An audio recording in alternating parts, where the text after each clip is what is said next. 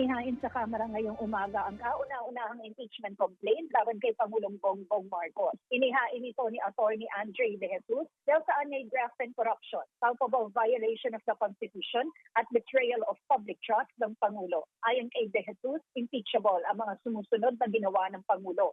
Ang pag-utos at pagpayag sa umano'y kidnapping at surrender ni dating Pangulong Rodrigo Duterte, pagiging umano'y drug addict ng Pangulo na nakakaapektuhan niya sa mga desisyon at liderato ng Pangulo, pagkabigo ng Pangulo na i-veto ang mga unprogrammed appropriation at iba pang anyay unconstitutional na provision ng 2023, 2024, 2025 at 2026 budget, pagbenepisyo sa mga kickback mula sa budget insertion at ghost flood control project, at pagtatag ng Independent Commission for Infrastructure para kanlungin umano ang mga kaalyado.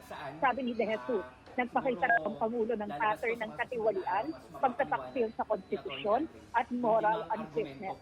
At ang patuloy raw na pananatili ng Pangulo sa pwesto ay makakasira sa demokratikong pamamahala, kaya nararapat daw itong ma-impeach.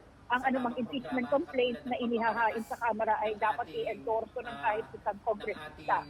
Ang naturang reklamo in-endorso ni House Deputy Minority Leader at Pusong Pinoy Party List Representative Journey Jet Nisay. Ayon sa Office of the Secretary General ng Kamara, itatransmit sila ang reklamo kay House Speaker Bonji P. alinsunod sa konstitusyon at rules ng Kamara. Sabi naman ng Makabayan Bloc, may sarili silang impeachment initiative laban sa Pangulo at i-aanunsyo nila ito sa taktang panahon.